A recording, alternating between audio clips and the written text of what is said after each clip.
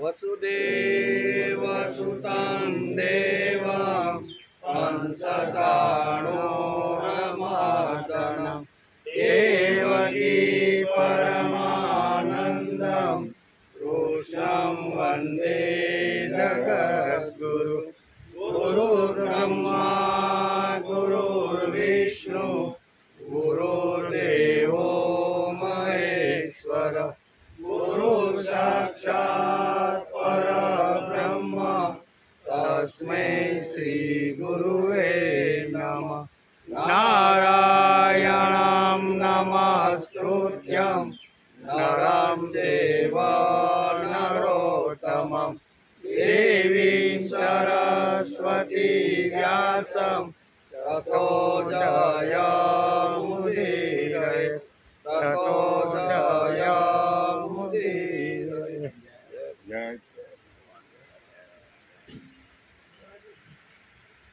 श्लोक पहलो मधुराष्टकम।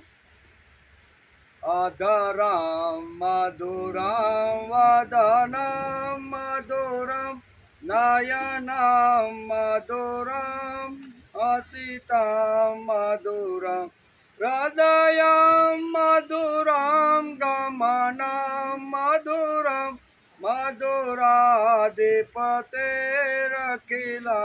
मधुरम्। अधरम मधुरम वदनम मधुरम। श्री भगवानना होठ मधुर, अधर એટલે હોઠ, ભગવાનના હોઠ મધુર છે। પછી વદન, વદન એટલે મુખ, ભગવાનનું મુખ મધુર છે। પછી નયનમ મધુરમ હસિતમ મધુરમ, ભગવાનના નયન મધુર છે અને ભગવાનનું હાસ્ય પણ મધુર છે। હૃદયમ મધુરમ ગમનમ મધુરમ, ભગવાનનું હૃદય મધુર છે અને એનું ગમન એટલે જ્યાં જ્યાં ફરવા જવું, કામે જવું એ પણ બધાનું મધુર છે। મધુરાધિપતિનું સર્વ મધુર છે, આમ વલ્લભાચાર્ય પોતાના સ્તોત્રની અંદર લખે છે।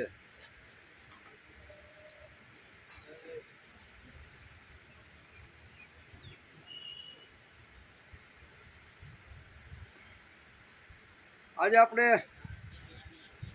શ્રીમદ ભાગવત શરૂ કરી એનો 51મો દિવસ છે। આજ કેટલામો? 51 દિવસથી આપણી યાત્રા શરૂ થઈ છે શ્રીમદ ભાગવતમાં, બરાબર। આજે આપણે અહીં સુધી પહોંચ્યા છીએ। ગઈકાલે આપણે સ્કંદ 3 અને 13મા અધ્યાયને આપણે નમસ્કાર કર્યા।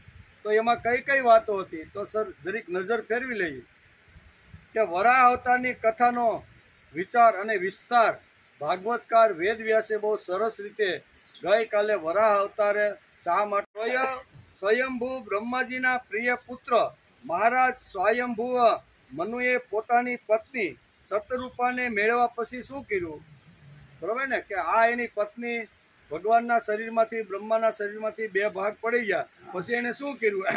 આ પ્રશ્ન વિદુરજી ગંગા મૈયાના પવિત્ર કિનારા ઉપર મૈત્રેય ઋષિને પૂછ્યો હતો। એનો પણ ગઈકાલે આપણે વિચાર કર્યો। મનુએ કહ્યું, તમે સમસ્ત જીવોના જન્મદાતા અને એટલે કે જીવિકા પ્રદાન કરનાર પિતા છો। અમે તમારી કઈ સેવા કરી? મનુએ બે હાથ જોડીને બ્રહ્માજીને કીધું કે તમે અમને ઉત્પન્ન કર્યા છે એટલે અમે તમારા પુત્રો છીએ, તો પુત્ર તરીકે અમારી શું ફરજ છે? અમારી કાંઈ સેવા લાયક જો કાંઈ કામ હોય તો અમને તમે કહો, એનો વિચાર કર્યો। તમારી પત્નીથી તમારા જેવા જ ગુણશીલ પુત્રોને તમે જન્મ આપો।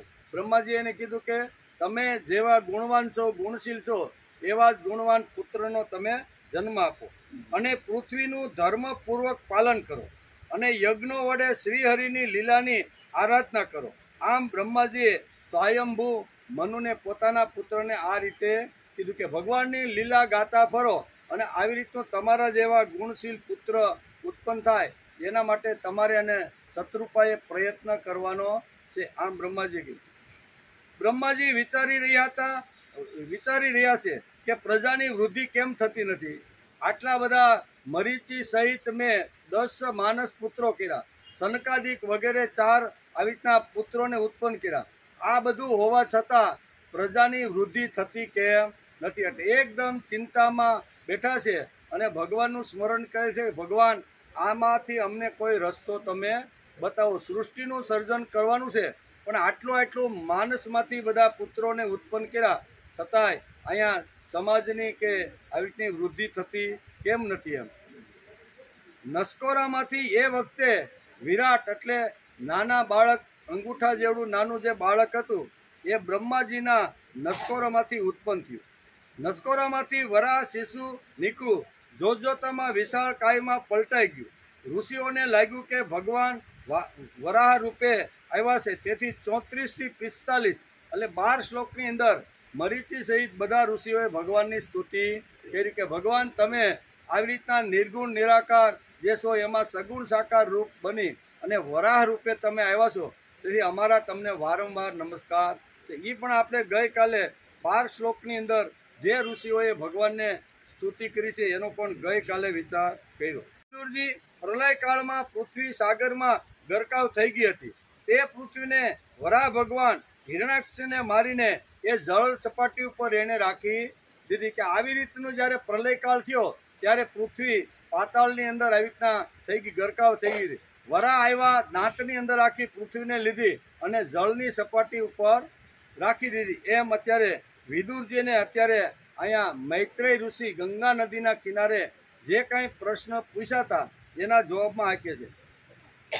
હે વિદુરજી, ભગવાનનું લીલા પૂર્ણ ચરિત્ર અત્યંત કીર્તનીય છે અને તેમનામાં પરોવાયેલી બુદ્ધિ તમામ પ્રકારના તાપ અને પાપને દૂર કરે છે. આ મેં અલગ અલગ ભગવાન અલગ અલગ રૂપની અંદર અલગ અલગ રીતે આવે છે. આ બધા ભગવાનના સ્વરૂપ છે.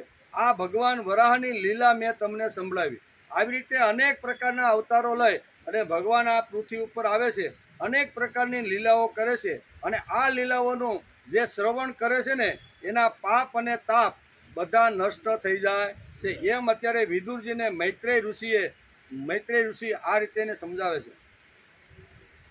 આવા ગમનમાંથી મુક્તિ આપનારી ભગવાનની એટલે કે આ કથાઓમાંથી કોઈ પણ અમૃતમય કથાનું પોતાના કાનોથી એકવાર પાન કર્યા પછી તેમાંથી મનને શાંતિ મળે છે. એમ કરીને આપણે આ અધ્યાયને ગઈકાલે આપણે નમસ્કાર કર્યા. આજે આપણે 14મો અધ્યાય જોવાનો.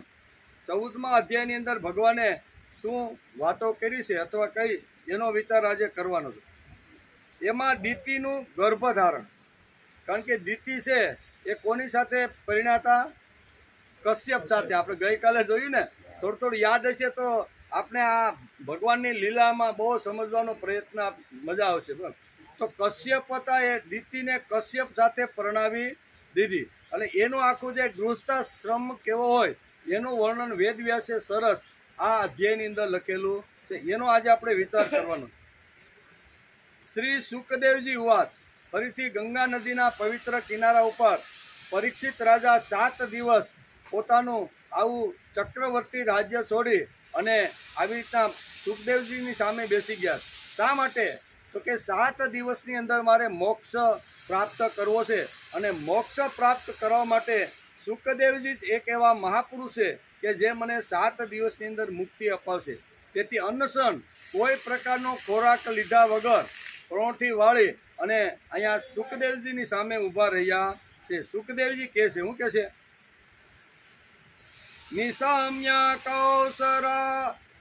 નિશામ્ય કૌસરણ્યો વરિતા હરે કથા કારણ સુકરાત્મ પૂર્ણ પ્રપંસ તમુદંદ જાલી ન ચાહતી તૃપ્તો વિદુર ધૃત વ્રત. આ પરીક્ષિત શું કે છે કે હે રાજા પરીક્ષિત, હે રાજન, પ્રયોજન પૂર્વક વરાહ બનેલા શ્રીહરિની કથા મૈત્રીજીના મુખમાંથી સાંભળ્યા પછી પણ ભક્તિ વ્રતધારી વિદુરજીને પૂર્ણ તૃપ્તિ થઈ નહીં.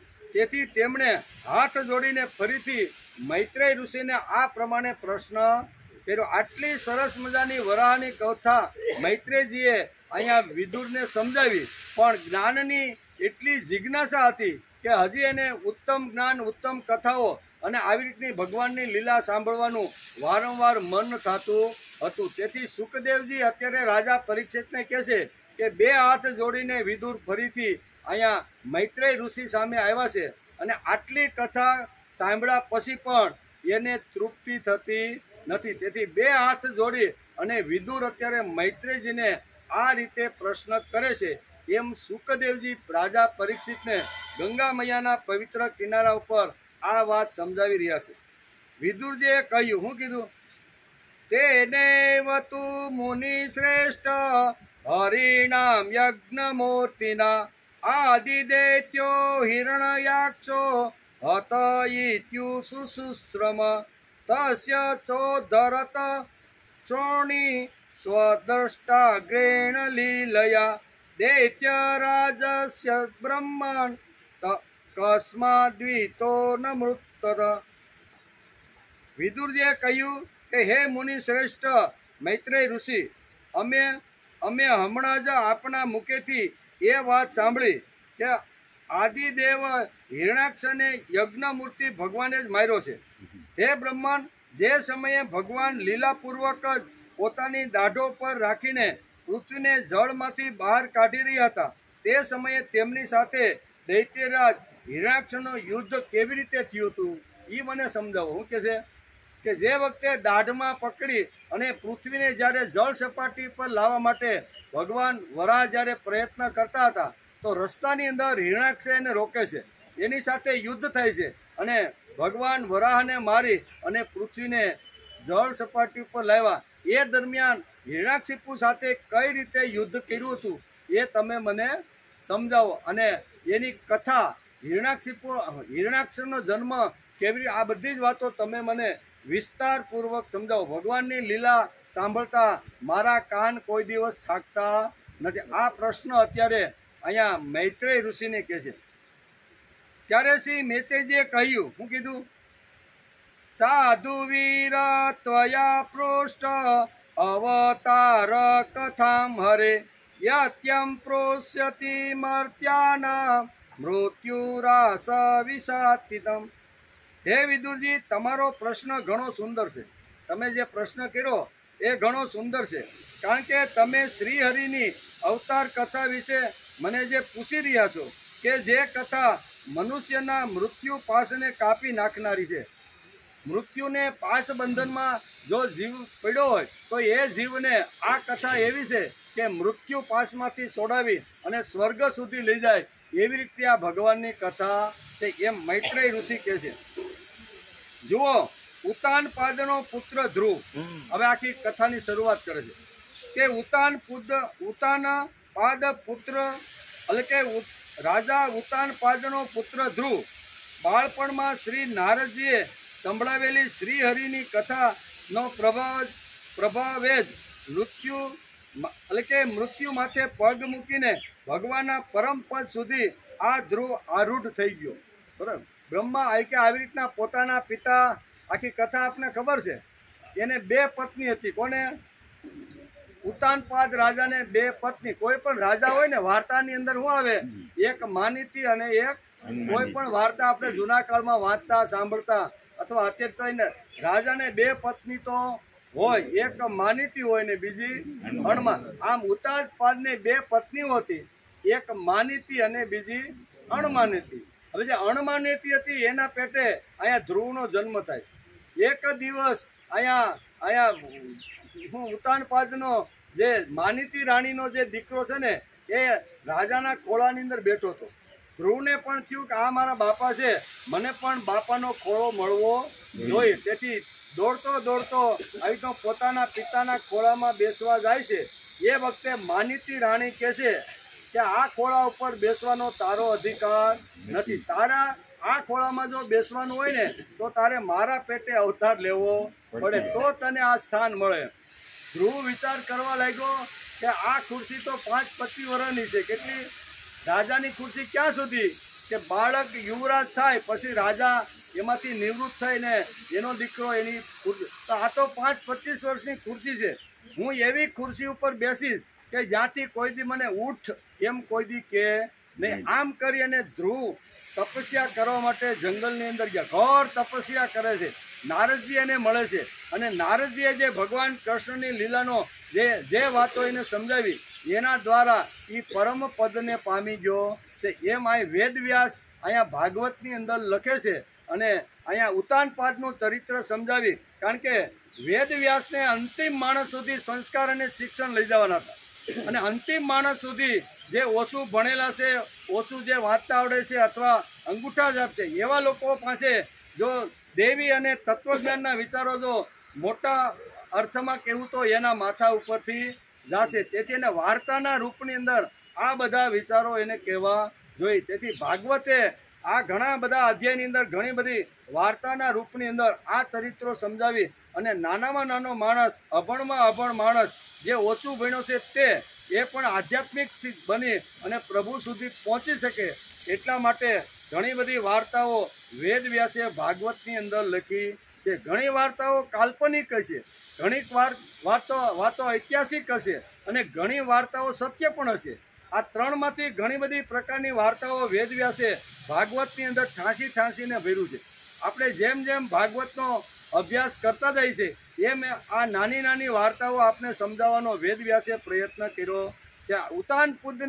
ઉતાન રાજા પદની કથા કરી અને ધ્રુવ જેવું જો આપણે પદ જો પ્રાપ્ત કરવાનું હોય ને તો આપણે શું કરવું જોઈએ એનો સંકેત વેદવ્યાસે આપણે સમજાવ્યો છે. 5 વર્ષનો ખોળો છે અથવા 5 વર્ષની ખુરશી છે, હું તો એવી ખુરશી ઉપર, એવી સત્તા ઉપર બેસીશ કે હજારો વર્ષો સુધી, જ્યાં સુધી આ બ્રહ્માંડ રહે ને ત્યાં સુધી લોકો મને યાદ કરે. તેથી ઉત્તર દિશામાં જે ધ્રુવનો જે તારો છે ને એ અવિચલ આજે પણ દેખાતો રહેલો. આવું પરમ પદ જેમને પ્રાપ્ત થયું છે એવી કથા અત્યારે મૈત્રેય ઋષિ અત્યારે વિદુરને સમજાવી રહ્યા છે કે આવી રીતનું એક ઘટના ઘટી હતી અને ત્યાંથી આ હિરણાક્ષનો જન્મ કેવી રીતનો થયો એની વાત અત્યારે આગળ મૈત્રેય ઋષિ વિદુરને સમજાવે છે. વિદુરજી, તમારો પ્રશ્ન ઘણો સુંદર છે, કારણ કે તમે શ્રી હરિના અવતાર કથા વિશે મને પૂછી રહ્યા છો કે જે કથા મનુષ્યના મૃત્યુ પાસમાંથી છોડાવીને પરમ પદ સુધી લઈ જાય છે. આવો પ્રશ્ન તમે મને કર્યો છે, બહુ સારી વાત છે એમ કે. પછી જુઓ, ઉતાનપાદનો પુત્ર ધ્રુવ બાળપણમાં નારદજીએ સંભળાવેલી શ્રીહરિની કથાના પ્રભાવે જ મૃત્યુના માથે પગ મૂકીને ભગવાનના પરમ પદને માટે આરૂઢ થઈ ગયો. આજે પણ ધ્રુવનો તારો ઉત્તર દિશામાં આપણે જોઈશું. અગાઉના સમયમાં એક વાર વરાહ ભગવાન અને હિરણ્યાક્ષના આ યુદ્ધ વિશે દેવતાઓના પૂછવાથી દેવદેવ બ્રહ્માજીએ તેમને આ પ્રમાણે કીધું હતું. ડાયરેક્ટ કહેતા નથી કે હું તમને આ કથા સંભળાવું. એણે શું કીધું કે બ્રહ્માજીને પણ દેવતાઓએ હિરણાક્ષ અને વરાહની જે કથા છે એ દેવતાઓએ જ્યારે પ્રશ્ન કર્યો ત્યારે બ્રહ્માજીએ પણ આ જ કથા એને સંભળાવી હતી. એટલે દેવતાઓને બ્રહ્માજીએ જે કથા સંભળાવી હતી એ જ કથા હું તમને સંભળાવું છું. જ્ઞાનનો જો વિસ્તાર કરવાનો હોય તો મેં કોઈની પાસેથી સાંભળેલું છે એ વાત હું તમને કહી રહ્યો છું, તો આપણો અહંકાર થશે નહીં અને સામેવાળાના જીવન ઉપર એની અસર થશે નહીતર. એટલે અહીંયા વારંવાર આપણે કહીએ છીએ કે ભાગવતની અંદર વારંવાર જ્યારે પ્રશ્નોત્તરી જ્યારે ઊભી થાય છે ને ત્યારે ખબર હોવા છતાં પણ કહેતા નથી. એ એમ કહે છે કે ફલાણી જગ્યાએ હું ગયો હતો, બરોબર ને. અહીં કહે છે, નારદ પણ કહે છે ને કે એકવાર આવી રીતના સુખદેવજી મહારાજ કે રાજા પરીક્ષિતને ગંગા મૈયાના કિનારે સુંદર મજાની કથા કરી રહ્યા હતા.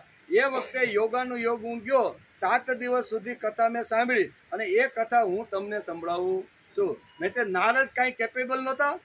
આખી દુનિયા ઉપર 3 લોકની અંદર જે ફરનાર જે મહાપુરુષ છે એની પાસે કોઈ જ્ઞાનનો તૂટો હોય નહીં. કોઈ પણ પ્રશ્નનો ઉત્તર આપી શકે છે પણ ડાયરેક્ટ આપતા નથી. હામા માણસને જો પ્રભુ તરફ જો વાળવાનો હોય ને તો વેદવ્યાસે એક સુંદર મજાની આ પદ્ધતિ આ દરેક અધ્યાયની અંદર, દરેક સ્કંદની અંદર સમજાવવાનો પ્રયત્ન કર્યો છે. તેથી અહીંયા ડાયરેક્ટ હિરણાક્ષ એટલે કે હિરણાક્ષિપુનો ભાઈ હિરણાક્ષ અને વરાહનું જે યુદ્ધ થયું એ યુદ્ધના બારામાં દેવતાઓએ પણ 2 હાથ જોડીને બ્રહ્માજીને કીધું હતું અને બ્રહ્માજીએ જે વાત કરી એ જ વાત હું તમને સમજાવું છું.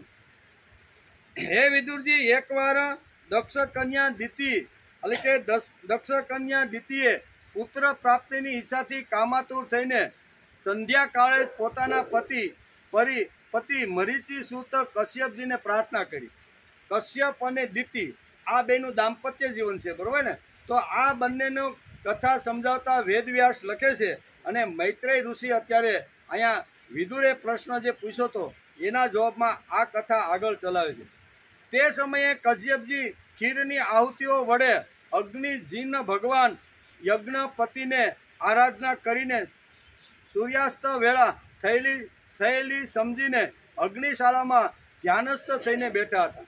જે વખતે આ દિતિએ કામની માગણી કરી, વાસનાની માગણી કરી, બરોબર, શરીર સુખની જ્યારે માગણી કરી ત્યારે એક એવો સમય હતો, સંધ્યા કાળ હતો અને હાથની અંદર પરડિયામાં ખીર લઈ અને ભગવાનને આવી રીતના સંધ્યા કરી રહ્યા હતા. એવા કાળની અંદર દિતિ એની પાસે આવી રીતની માગણી કરે છે. દિતિએ કહ્યું કે હે વિદ્વાન, જેમાં મદમસ્ત હાથી કેળના વૃક્ષને મસળી નાખે છે તે જ રીતે આ પ્રસિદ્ધ ધનુર્ધારી કામદેવ મુજ અબળા ઉપર સવાર થઈ ગયો છે અને માટે હું બેચેન થઈ ગઈ છું. આ કામ એટલો પ્રભાવિત થઈ ગયો છે એટલે હું અત્યારે બેચેન થઈ ગઈ છું. પોતાની પુત્રોવાળી શોક્યોની સુખ સમૃદ્ધિ જોઈ હું ઈર્ષાની આગમાં બળી રહી છું. તેથી તમે મારા પર કૃપા કરો, તમારું કલ્યાણ થાવ. જેમના ગર્ભથી તમારા જેવા પતિ પુત્ર રૂપે જન્મે છે તે સ્ત્રીઓ જ પોતાના પતિઓથી સન્માનિત થયેલી મનાય છે. તેમનો સૂર્ય સંસારમાં સરત પ્રસરી જાય છે. અમારા પિતા દક્ષ પ્રજાપતિનો પોતાની પુત્રીઓ પર ઘણો સ્નેહ હતો. એકવાર તેમણે અમને બધીને અલગ અલગ બોલાવીને પૂછ્યું હતું કે તમે કોને પોતાનો પતિ બનાવવા ઈચ્છો છો? દક્ષ રાજાને 26 જે કન્યાઓ હતી એ કે મારા પિતાને પણ અમારા ઉપર ખૂબ જ પ્રેમ અને આદર હતો. તેથી અમે ઉંમરમાં મોટી થયું, બધાને અલગ અલગ ઓરડાની અંદર અમારા પિતાજીએ અમને પૂછેલું કે તમને કેવો પતિ જોઈએ છે. આ બધી વાતો કહે છે. તમે કોનો પતિ બનાવવા ઈચ્છો છો? તેઓ પોતાની સંતાનની બધી જ રીતે ચિંતા કરતા હતા. તેથી અમારો ભાવ જાણીને તેમણે તે પૈકીની અમને 13 પુત્રીઓને તમારી સાથે પરણાવી કે જે બધી તમારા ગુણ સ્વભાવને અનુરૂપ હતી. તેથી હે મંગલમૂર્તિ કમલનયન, તમે મારી ઈચ્છા પૂરી કરો, કારણ કે હે મહત્તમ, તમારા જેવા મહાપુરુષોની પાસે દીનજનોનું આવું નિષ્ફળ જતું નથી. હું તમારી પત્ની છું, તમારી સાથે મેં લગ્ન કર્યા છે, ગૃહસ્થાશ્રમ માંડ્યો છે, પણ કયા સમયે કેવી રીતનું વર્તન કરવું એ દિતિએ ધ્યાનમાં રાખ્યું નથી. અત્યારે અહીંયા કશ્યપજી સંધ્યાના સમયની અંદર ભગવાનને આવી રીતના યજ્ઞરૂપ ભગવાનને આવી રીતની કરી રહ્યા છે અને એવા સમયે આ માગણી કરે છે. એટલે અહીંયા વેદવ્યાસ લખે છે કે માણસનો જે કામ વાસના છે ને એ કામ વાસના અંદરથી ક્યારે ભભૂકી ઉઠે ને એનું કાંઈ નક્કી નથી. એમ કે હે વિદુરજી, કામદેવના વેગને લીધે દિતિ અત્યંત બેચેન અને વિવશ થઈ ગઈ હતી. તેણે આ રીતે ઘણી બધી વાતો ઉપજાવીને દીન થઈને કશ્યપજીને પ્રાર્થના આપ્યું છે. આશ્રમ વ્યવસ્થાઓને અવતારો અને ઋષિઓએ ઘણું મહત્વ આપ્યું છે. તેનાથી માનવજાત પ્રભાવી, માનવજાત સંસ્કારી અને ભાવપૂર્ણ બનશે. તેથી કશ્યપ અદિતિને વારંવાર અત્યારે એને જે માગણી કરી હતી ઋતુદાનની એને સમજાવી અને ટાળવાનો વારંવાર પ્રયત્ન કરે છે. શા માટે? કે અત્યારે ઋતુદાન આપવા માટેનો ઉત્તમ અત્યારે સમય નથી. એમ કે તેના માટે ગૃહસ્થાશ્રમમાં ભક્તિપૂર્ણ શક્ય હોવું જોઈએ. તેથી દિતિનો આ જ્વલંત પ્રશ્ન કશ્યપ સામે મૂક્યો હતો. જ્વલંત, જે ક્યારેય શક્ય ન બને એવી રીતનો પ્રશ્ન અત્યારે દિતિએ અહીંયા કશ્યપ ઋષિની સામે, એના પતિ સામે મૂક્યો હતો. આજે ઘણા લોકોને લાગે છે કે 1-2 પેઢીમાં ગૃહ સંસ્થાનું મૂળ ખલાસ થઈ જશે, આવું ઘણા માને છે. મહાપુરુષો કહે છે કે ડરવાનું કોઈ કારણ નથી, કારણ કે ગૃહસ્થાશ્રમની અત્યંત આવશ્યકતા છે. 3નો જે આધાર છે ને એ ગૃહસ્થાશ્રમ છે. બ્રહ્મચર્યાશ્રમ, ગૃહસ્થાશ્રમ, વાનપ્રસ્થાશ્રમ અને સંન્યાશ્રમ. આ 4 જે આપણા આશ્રમો છે એમાં 3 બ્રહ્મચર્યાશ્રમ, પછી વાનપ્રસ્થાશ્રમ અને સંન્યાસાશ્રમ, આ 3નો આધાર ગૃહસ્થાશ્રમ ઉપર છે. આ 3 આશ્રમો ગૃહસ્થથી ટકતા રહેલા છે. ગૃહસ્થી ન હોય તો આ 3માંથી એકેય આશ્રમ ટકે ને એટલે ત્રણે ત્રણનો જે આધાર છે એ આધાર ગૃહસ્થાશ્રમ છે. તેથી કહે છે કે અત્યારે આપણે ગૃહસ્થાશ્રમ સ્વીકાર્યો છે અને ગૃહસ્થાશ્રમની અંદર આવી રીતના ઉત્તમ પુત્રો થાય જેના માટે તમે જે માગણી કરી છે એ આ સમય યોગ્ય નથી. બરોબર ને? આમ વારંવાર અહીંયા દીતીને અત્યારે કશ્યપ સમજાવે છે. જેની અત્યંત આવશ્યકતા છે તેને અવતારો અને ઋષિઓએ સંભાળી છે. માનસશાસ્ત્રની દ્રષ્ટિએ પણ માગણી છે તે ગૃહસ્થાશ્રમ તૂટશે કેવી રીતે? ગૃહસ્થાશ્રમ એ પવિત્ર આશ્રમ છે એમ વેદવ્યાસ ભાગવતમાં લખે છે. આ શ્લોકની અંદર ભાગવતકાર વેદવ્યાસે લખ્યું છે કે ગૃહસ્થાશ્રમ છે એ પવિત્રમાં પવિત્ર આશ્રમ છે. જેમ આશ્રમો પવિત્ર છે તેમ ગૃહસ્થાશ્રમ પવિત્ર છે. ગૃહસ્થાશ્રમ એ પવિત્ર આશ્રમ છે એમ વેદવ્યાસ ભાગવતમાં લખે છે અને મૈત્રેયજી ઋષિ વિદુરને સમજાવે છે. દીતિ અને કશ્યપના ચરિત્રની વાર્તા અથવા એનું ચરિત્ર કહે અને ગૃહસ્થાશ્રમની અંદર કેવી ઘટનાઓ ઘટતી હોય છે એનું સુંદર મજાનું ચિત્રણ અહીંયા વેદવ્યાસે કર્યું છે. અધ્યાત્મ માટે ગૃહસ્થાશ્રમની આત્યંતિક આવશ્યકતા છે. આ વાત શ્રીમદ શ્રીમદ ભાગવત સાંભળ્યા પછી મગજમાં બરોબર બેસવી જોઈએ કે ગૃહસ્થાશ્રમ એ પવિત્રમાં પવિત્ર, ઉત્તમમાં ઉત્તમ અને શ્રેષ્ઠમાં શ્રેષ્ઠ આશ્રમ છે. કારણ કે ત્રણે ત્રણનો આધાર અને તેનો વજન અત્યારે ગૃહસ્થાશ્રમે સ્વીકારે. વિવેકી પુરુષોએ, બુદ્ધિમાન પુરુષોએ, સમજદાર માનવીઓએ સંસાર કુટુંબ નહીં માંડનારને શ્રેષ્ઠ માનવો ન જોઈએ. જેણે કુટુંબ માંડ્યું નથી, જેણે સંસાર કર્યો નથી, જેણે ગૃહસ્થાશ્રમ કે દાંપત્ય જેણે સ્વીકાર્યું નથી, બરોબર, એવા લોકોને શ્રેષ્ઠ માનવો ન જોઈએ. આ વેદ વ્યાસ બહુ સરસ રીતે આ અધ્યાયની અંદર ઘેરે જઈને વાંચી લેજો.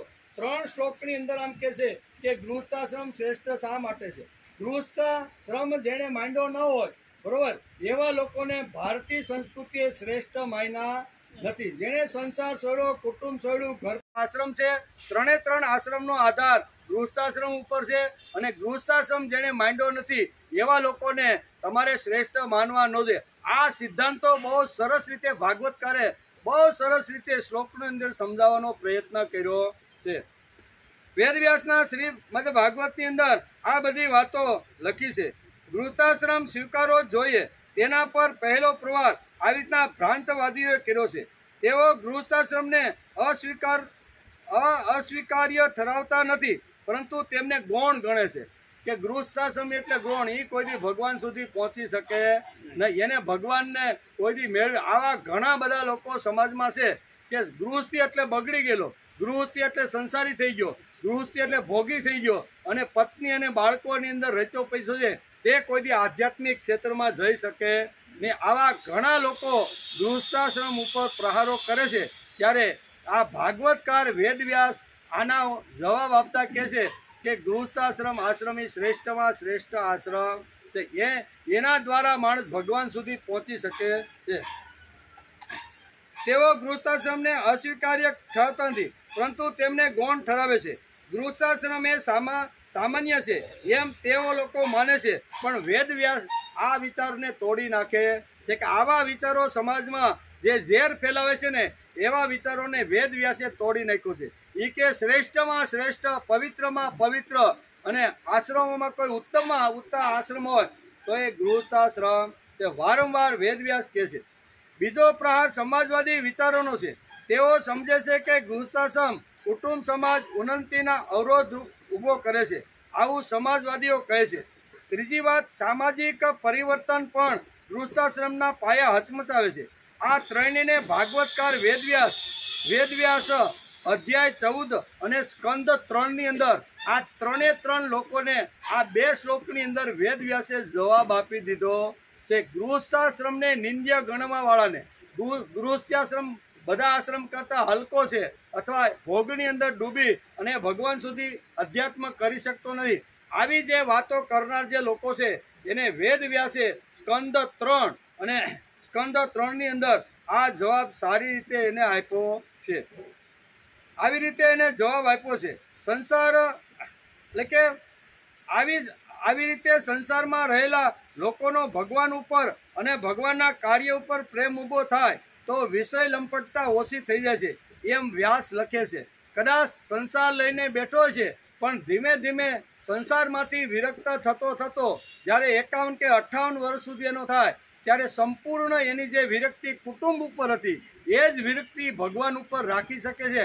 આટલો દિવ્ય અને પવિત્ર ગૃહસ્થાશ્રમ છે. જેને બાળકો ઉપર પ્રેમ કરતા આવડ્યું હોય, પત્ની ઉપર પ્રેમ કરતા આવડ્યું હોય, ભાઈ અને આવી રીતના દીકરાઓ ઉપર પ્રેમ કરતા આવડ્યું, એ જ પ્રેમ એને ભગવાન જ્યારે 58 વર્ષ થાય ને એટલો જ પ્રેમ, એટલો જ ભાવ એને ભગવાન ઉપર રાખે તો એ ભગવાનના ખોળા સુધી બેસી શકે છે. એમ વેદ વ્યાસનું કહેવું છે કે જેણે સારામાં સારો સંસાર કર્યો, પરિવાર ઉપર સારામાં સારો જેણે પ્રેમ કર્યો, પરિવાર સાથે રહી હળી મળી અને 58-60 વર્ષ સુધી જેણે જીવન કાઢ્યા છે, એ માણસ એટલો અનુભવમાં આવી ગયો છે કે એ જ પ્રેમ, એ જ ભાવ અને એ જ આદર અને એ જ આત્મીયતા એને ભગવાન ઉપર ઊભી થાય તો આ દિવ્ય આશ્રમ બની જાય છે. એમ વેદ વ્યાસ કહે છે. ઘણા લોકો જે આવી રીતના પ્રહારો કરે છે એના માટે આ જવાબ છે. જેને ઘર માંડ્યું જ નથી, સંસાર માંડ્યો જ નથી, હવે એને પ્રેમની શું ખબર પડે? અને પછી મુંડી નાખે 2-5 શિષ્યોને, કાલો ને કે આપણું કાંઈ નાનું મોટું કામ હોય તો એ કરે, બરોબર ને? તો કહેવાનો અર્થ કે એને પ્રેમ માટે કાંઈ લાગુ વળતું નથી. પણ અહીંયા બાળકના ઉછેરથી શરૂઆત કરી 25-30 વર્ષનો બાળક થાય ત્યાં સુધી એના ઉપર જે પ્રેમ રાખ્યો છે, ભાવ રાખ્યો છે, આ શિક્ષણ ફક્ત સંસારમાં ને ગૃહસ્થ સમાજ મળે છે, બીજી જગ્યાએ કોઈ મળતું નથી. બીજા કોઈ આશ્રમમાં તમે જાઓ ને તો માળા પકડાવી દે કે આપણે પૂછી કે મારે ભક્તિ કરવાની છે તો શું કરવાનું? તો એક માળા પકડાવે અથવા એક તિલકનું ડબ્બી હોય એ પકડાવે અને એકાદું કાંઈક પૂજાનું કાંઈક હોય આ પકડાવીને કે આ તમે કરજો. એ આવી રીતનો બાળક ઉપર પ્રેમ કરીને ભગવાન ઉપર પ્રેમ કરી શકાય છે એવી વાત એને જાણમાં નથી અથવા અનુભવમાં નથી, તેથી કહી શકતી. માળા પકડાવવાનું જ કામ કરે. ડબ્બો આપી જાય આવડો, એમાં ભગવાન હોય, પાથરનું હોય કે આ તમે લઈ જાઓ, 500 રૂપિયા અહીં આપી દો, 500 રૂપિયામાં ડબ્બો લઈને પછી કે તમારે શું કરવાનું? તો કે માળા કરવાની હવાર હાંજે. કે આ ગૃહસ્થાશ્રમ સિવાય આ પ્રેમ ભાવ અથવા આત્મીયતા શક્ય નથી. જે આત્મીયતા પરિવાર સાથે રાખી છે એ જ આત્મીયતા મારે અંત સમયે પ્રભુ પાસે રાખવાની છે. આખો કાર્યક્રમ બદલી નાખવાનો, બરોબર ને? અત્યાર સુધી કુટુંબ ઉપર પ્રેમ કર્યો, સંસારમાં પ્રેમ કર્યો, ધંધા ઉપર પ્રેમ કર્યો, નોકરી ઉપર પ્રેમ કર્યો, એ જ મારો જે પ્રેમ છે એ પ્રેમને મારે ભગવાન ઉપર લઈ જવાનો છે. આ આવે વિરક્તિ.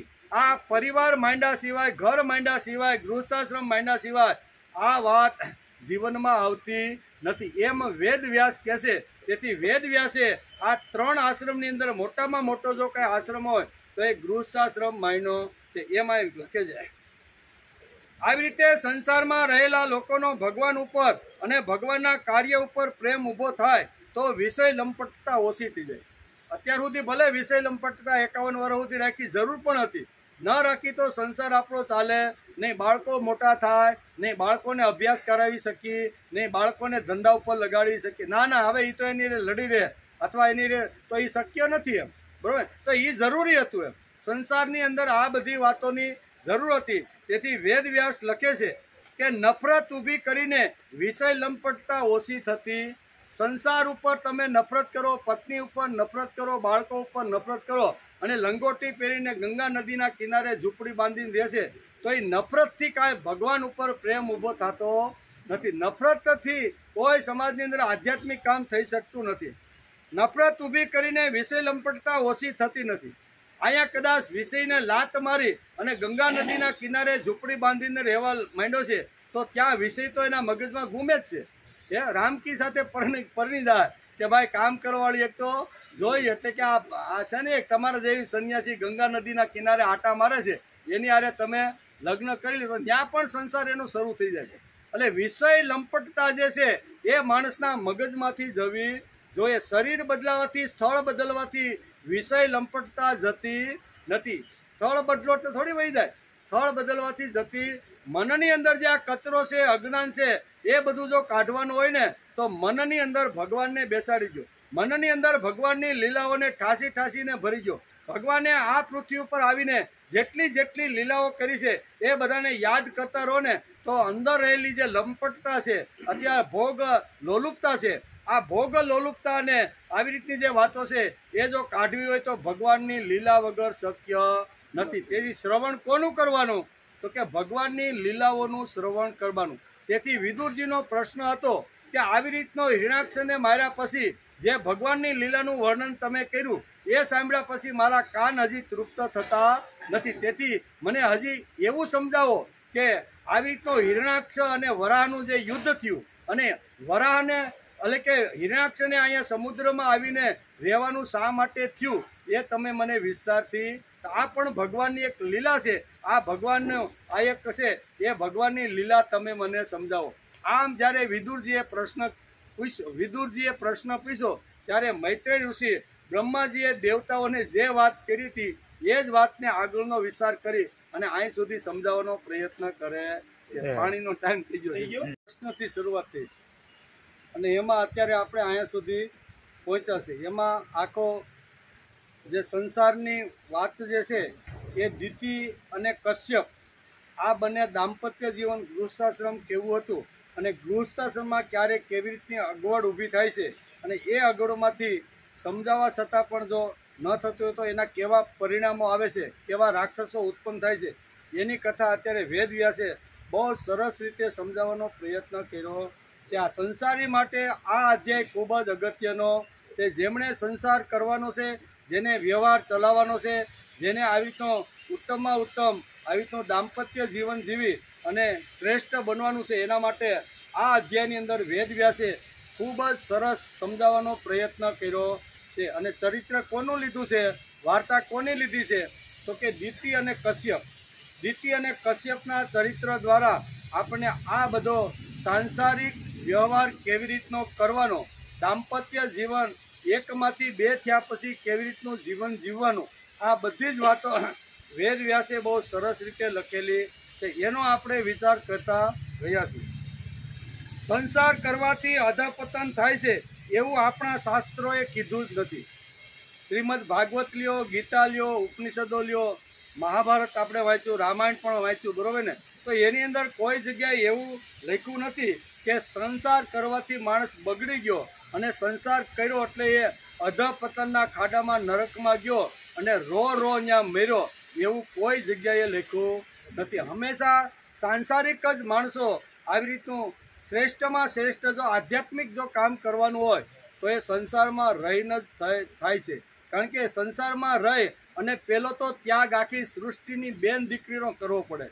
એક જ પત્નીને સ્વીકારી પછી બાકીની જે આ કાંઈ નાનો સૂનો ત્યાગ છે, આપણે કલ્પના કે વિચાર કરતા નથી. મોટામાં મોટો જબરજસ્ત ત્યાગ છે આ, બરોબર ને? બીજાની છોકરીઓને દીકરી માનવી, મા માનવી કે આવી રીતની બેન માનવી એ કાંઈ હેલી વાત નથી. પણ વેદ વ્યાસ જેવા મહાપુરુષ આવ્યા અને આપણે સંસારની અંદર જોડી દીધા અને આટલો મોટો ત્યાગ આપણી પાસે કરાવી દીધો. નહીતર આપણે જો સંસારી ન હોત તો આપણી નજર ગમે તે બેન દીકરી કે મા દીકરી ઉપર ગમે ત્યાં રસ્તા ઉપર હાલી તો આપણી નજર તો પેલા ફટનારની ક્યાં પડે કે આવી સ્ત્રી જો મારા ઘરમાં આવે તો, આ મારી પત્ની બને તો થાય કે નહીં? તો હજારો સ્ત્રીઓને આખા દિવસમાં કે મહિનામાં માણસ જોતો થાય અને બધાને પત્ની તરીકે સ્વીકારે તો આ મન કેટલું બગડે, મન કેટલું અપવિત્ર થાય, મન કેટલું અધપતિ થાય.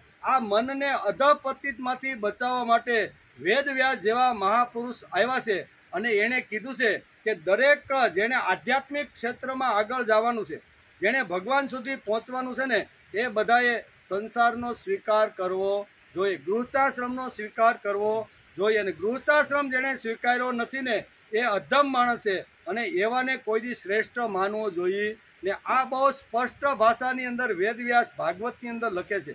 આપણે તો ખાલી એનું ભાષાંતર કરીએ છીએ. કોઈને જો ફરિયાદ હોય ને આમાં તો અહીંયા શું કહેવાય, અહીં 14મો અધ્યાય અને 3જો સ્કંદ શ્રીમદ ભાગવતનો છે, ઘેરે જઈ અને ખોલી અને એમાં જોઈ લેવાનું કે ભાઈ આમાં વેદ વ્યાસે કીધું છે એ પ્રમાણે વાત હાલે છે કે આડી વાત હાલે છે. એટલે આ બધું કહેવાનો અર્થ કે આટલું મોટું આપણે જે ત્યાગનું જે તત્વજ્ઞાન છે એ વેદ વ્યાસ જેવા મહાપુરુષે આપણે ભાગવતની અંદર સમજાવી દીધું છે કે ઉત્તમ ગૃહસ્થાશ્રમ કોને કહેવાય, બરોબર ને? દાંપત્ય જીવન કોને કહેવાય, બરોબર? પતિ પત્નીના સંબંધ કેવી રીતના મીઠા અને હુંફાળા હોવા જોઈએ, આ બધી જ વાતો આ અધ્યાયની અંદર વેદ વ્યાસે બહુ સરસ રીતે લખી છે. તેથી સંસાર કરવાથી અધપતન થાય છે એવું આપણા શાસ્ત્રોએ કહ્યું નથી. ગૃહ સંસ્થાની શાસ્ત્રકારોએ આધ્યાત્મિક આવશ્યકતા સિદ્ધ કરી બતાવી છે. કેવી? જેને આધ્યાત્મિક, જેને ભગવાનનો લાડકો દીકરો બની અને ભગવાનના ખોળામાં જેને સ્થાન મેળવવાનું છે ને, એને સંસાર 100% સ્વીકારવો જોઈએ એવું વેદ વ્યાસે સાબિત કરી બતાવ્યું છે. ખાલી બોલ્યા છે અને ગ્રંથ 18,000 શ્લોક લખ્યા છે અને 12 સ્કંદમાં એનું વિતરણ કર્યું છે એટલા પૂરતું નથી, પણ એને સાબિત કરી બતાવ્યું છે કે 3 આશ્રમનો આધાર ગૃહસ્થાશ્રમ જ છે. તેથી જ વૈદિક કાળમાં યાજ્ઞવલ્ક્યની વિચારધારામાં અને કૃષ્ણ ભગવાનની વિચારધારામાં ગૃહસ્થાશ્રમનો આગ્રહ રાખેલો છે. એટલે તો ભગવાન 8 પટરાણી જોડે પીડ્યા, બરોબર ને? કોઈને જોઈ નહોતી, જાણી નહોતી ને એનું પણ હરણ કરીને પેલીને લાવ્યા. પ્રથમ શ્રી ગણેશે ક્યાંથી કર્યા? રૂક્ષ્મણીથી. હવે જો સંસાર ખરાબ હોય તો ભગવાન કૃષ્ણ કોઈ દી આવી રીતના લગ્ન અથવા પટરાણીઓ કરે ખરા? ના, સંસાર ખરાબ છે, આમ છે, તેમ છે. તો ભગવાન કોઈ દી આવો વિચાર કરે નહીં. એક નહીં, મને તો 8 જોઈ. કેટલી? અને આગળ જઈને કોઈ તો એવું જ લખે છે કે એ 8 નહીં પણ કેટલી? 16,108. હવે આવો જેમનો સંસાર છે, હવે એણે જે સંસાર કર્યો અને હું સંસારને ઠોકર મારી, ઘર ત્યાગું, બાને ત્યાગું, બાપુજીને ત્યાગું, ભાઈઓને ત્યાગી અને એક નદીના કિનારે આવી અને દુનિયાના પૈસા ભેગા કરીને મંદિર બાંધીને સંન્યાસીના કપડાં પહેરીને બેસી જાવ, તો હું શ્રેષ્ઠ છું કે આ ભગવાન શ્રેષ્ઠ છે? આ માણસે વિચાર કરી લેવો જોઈએ. ઋષિઓ શ્રેષ્ઠ કે હું એના કરતાં ચડિયાતો? આપણે તો ઋષિ કરતાંય વધી ગયા, ભગવાન કરતાંય વધી ગયા. એક પણ ભગવાન આપણે જોઈએ તો એક પણ ભગવાન એવા નથી કે જેણે ગૃહસ્થાશ્રમ માંડ્યો ન હોય.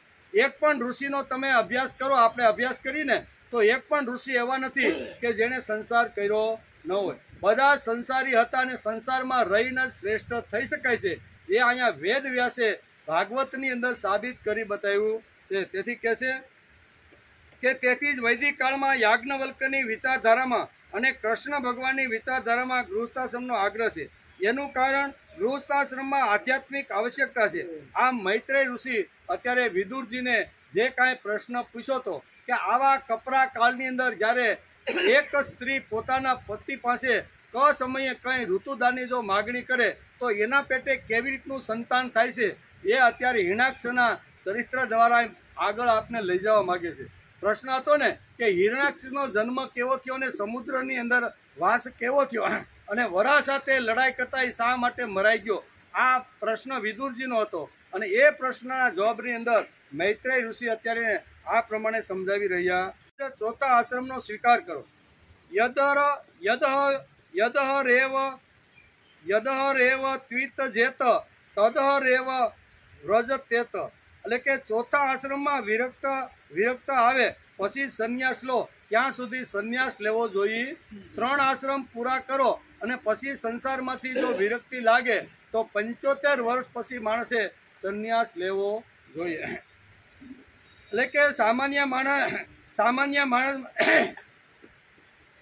માણસ માટે ભાગવતકાર વેદવ્યાસે કહ્યું છે કે ઋણાની 3 પ્રાકૃત્યમ મનોમોક્ષ નિવેશ. ભાગવતમાં વાંચી લેજો આ શ્લોક. શું કે છે? વેદવ્યાસ લખે છે કે ઋણાની 3 પ્રાકૃત્ય મનો મોક્ષે નિવેશે.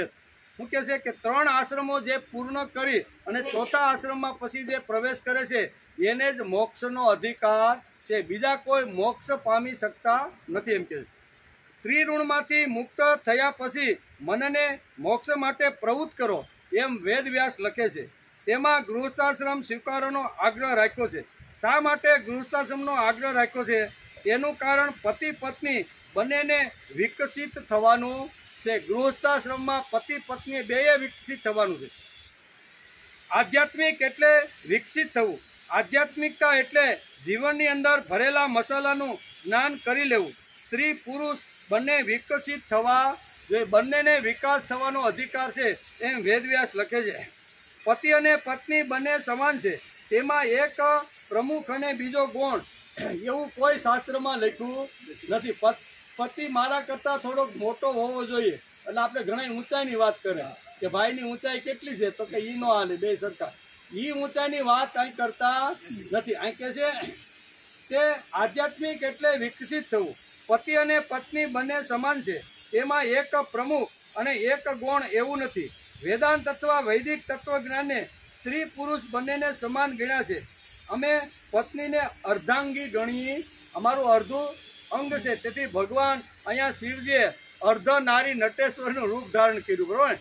અર્ધું અંગ જે સ્ત્રીનું છે અને અર્ધો અંગ છે એનું નામ છે અર્ધ નારી નટેશ્વર. શાસ્ત્ર ખોલી તો આપણે આ સ્વરૂપ એની અંદર અને એની કથા આપણે સાંભળવા મળે. પતિ અને એટલે કે છે દિતિ અને કશ્યપ સાથે રહેતા હતા. સ્ત્રી પુરુષ સાથે શા માટે રહેવા જોઈએ? સ્ત્રીના ગુણો પુરુષમાં અને પુરુષના ગુણો સ્ત્રીમાં સંક્રાંત થવા જોઈએ. સ્ત્રીના જે કોમળતા છે, ભાવ છે, પ્રેમ છે, સમર્પણ શક્તિ, જે બહેનોની અંદર જે ભગવાને જે કુદરતી રીતે જે મૂકેલી છે એ બધા જ ગુણો પુરુષની અંદર આવવા જોઈએ. પુરુષની અંદર શૌર્ય છે, તેજ છે, કર્તૃત્વ છે. આ ગુણો કોની અંદર છે? પુરુષની અંદર છે. લાકડી લઈને જો બહાર નીકળવાનું હોય ને તો એ પુરુષ નીકળી શકે, સ્ત્રી નીકળતી શકતી. એટલે શૌર્ય જે છે, આવી રીતનું જે કર્તૃત્વ છે, એ બધા ગુણો પુરુષની અંદર છે. તો પુરુષના ગુણો સ્ત્રીમાં અને સ્ત્રીના ગુણો પુરુષમાં, આ બંને જ્યારે ભેગું થાય છે ને ત્યારે પૂર્ણ ગૃહસ્થાશ્રમ થાય છે, એમ વેદ વ્યાસ લખે છે. એટલે કે બંનેના સંકટ થવા જોઈએ. આશ્રમમાં પાવિત્ર છે તેમ ગૃહસ્થાશ્રમમાં આશ્રમનું પાવિત્ર છે. બધાનો સહકાર છે. બધાએ પ્રેમથી ભાવથી રહેવાનું છે. પતિ પત્ની હોય, ભાઈ ભાઈ હોય, દેરાણી જેઠાણી હોય કે દીકરી હોય કે વડીલ હોય, બરાબર, બધાએ પ્રેમથી હળી મળીને ગૃહસ્થાશ્રમમાં રહેવાનું છે. બીજાના સુખનો વિચાર કરવાનો છે. આ બધું શિક્ષણ અને સંસ્કાર ગૃહસ્થાશ્રમ વગર શક્ય. બીજાનું જે કાંઈ છે ને એ મારે સ્વીકાર કે બીજાના સુખનો વિચાર કરવાનો છે. તેથી આપણે ઘણીવાર કહીએ ને કે શ્રાવણ મહિનાના દિવસો હાલતા હોય અને બાપાને એમ થયું કે 3 મહિના થઈ ગયા, હાલની જરીક વાડીએ આટો મારવા ગયો નથી. સીબડા જ્યારે નાખ્યા હતા વહેલા એમાં કેવા આવ્યા છે, તો બાપા ફરતા ફરતા 50 વીઘાને આટો મારે, 11 સાડા 11 જેવું થઈ જાય. ધીમી ધીમી શ્રાવણ મહિનાની કદાચ તડકી પણ તપતી છે. પાટિયાની અંદર જાય છે, નાના નાના નૈડા જોવે છે, 2-3 નૈડા મળ્યા, વિચાર કરે છે કે 8 વાગ્યાનો નીકળો છું, ભૂખ લાગેલી છે, બરોબર, અને આ ખાવાની વસ્તુ મારી સામે આવીને ઊભી છે. હવે ઊભી છે, બાપ દાદો વિચાર કરે છે કે આ મારે ખવાય ને. એને બીજાનો વિચાર કર્યો, પોત્રનો વિચાર કર્યો કે નાના એવા 5-5, 7-7 વર્ષના પોત્રો મારે ઘરે રમતા હશે, બરોબર ને, એના માટે મારે આ લઈ જવાનું. મોઢા આવેલી વસ્તુ એ ખિસ્સામાં અથવા પન્યામાં બાંધીને ઘેરે લાવે છે કે નહીં? આ ત્યાગનું શિક્ષણ ગૃહસ્થાશ્રમ વગર શક્ય નથી. મારી કોઈ રાહ જોવે છે અને મેં કોઈને આવી રીતનો ઘરની અંદર કોઈને રાખેલો છે, એ ફક્ત શિક્ષણ સંસાર વગર શક્ય નથી. એટલે કે બીજાના સુખનો વિચાર કરવામાં આવે છે. પોતાનું સુખ, પોતાને ભૂખ લાગી છે, ખાય તો એને સુખ પણ મળે છે, પણ એ પોતાને સુખ જોઈતું નથી. એના ધ્યાનમાં પોત્રો આવે છે અને ઘેરે જઈ અને પોત્રોને બધાને એક એક આવી રીતનું સીબડાનું નાનું નૈડું એ આપે છે કે નહીં? આમાં બીજાનો વિચાર થયો કે નહીં? તો ગૃહસ્થાશ્રમમાં આ વિચાર કરવાનો શાસ્ત્રકારોએ આપણે સમજાવ્યું છે. આ સંન્યાસાશ્રમમાં નદીના કાંઠે મંદિર બાંધીને બેઠો હોય, દુનિયાના પૈસે તાગડ ધીંગા કરતો હોય, 50 લાખની ગાડીમાં ફરતો હોય, 2-5 લાખના ફોન લઈને ફરતો હોય, એને આ ખબર પડે નહીં. તેથી શાસ્ત્રકારો કહે છે કદાચ આવા પાખંડી લોકો વિચિત્ર વેશ ધારણ કરી અને આધ્યાત્મિક બની જો તમારી પાસે આવે તો તમારે ગૃહસ્થીઓએ કોઈ દિવસ એને શ્રેષ્ઠ માનવાનો નહીં. કારણ કે બીજાના પૈસાએ જ મોજ કરવાની છે. અહીંયા ત્યાગ કરવાની વાત છે. પાટિયાની અંદર આટા મારે છે, ભૂખ લાગેલી છે, સૂર્ય તપતો છે, 8 વાગ્યાના નીકળેલા બાપા 11:30 થઈ ગયા છે, ભૂખ ખૂબ છે, 1/2 કિલોમીટર ગામ દૂર છે, પણ મારો પૌત્ર મારી રાહ જોતો છે કે દાદા ખેતરે ગયા છે ને તો મારા માટે કંઈક ખાવાનું મમ્મ. આ ત્યાગ કરવાની ભાવના ફક્ત સંસારની અંદર છે. તેથી 3 આશ્રમનો આધાર અહીંયા ગૃહસ્થાશ્રમ છે એમ ભાર મૂકીને આ શ્લોકની અંદર વેદ વ્યાસે જબરજસ્ત અહીંયા ગૃહસ્થાશ્રમનો વિચાર કરીને કીધું છે. કોઈ શ્રેષ્ઠ આશ્રમ હોય તો એ ગૃહસ્થાશ્રમ આશ્રમ છે. વેદ વ્યાસનો ગૃહસ્થાશ્રમનો આગ્રહ છે અને તેમાં બધાનો સહકાર લઈને કામ કરવાનું છે. પતિ પત્ની, ભાઈ ભાઈ, દીકરો કે પૌત્ર હોય એ બધાને સાથે રાખી એના બધાનો સહકાર લઈને કામ કરવાનું છે. હવે આ સહકારની ભાવના ક્યાંથી મળે ભાઈ? ગૃહસ્થાશ્રમ વગર શક્ય નથી. એટલે ખાલી બોલતા નથી, પણ વેદ વ્યાસે આ બધું કરીને સમજાવવાનો પ્રયત્ન કર્યો છે. એટલે કે ઉપનિષદની અંદર સરસ મજાનો મંત્ર છે કે સમાની વ આકૃતિ સમાના હૃદયાની વ સમાન મસ્તુઓ મન યથા વ સુસહાસતી. અમે દાંપત્ય જીવનની આજથી શરૂઆત કરીએ છીએ.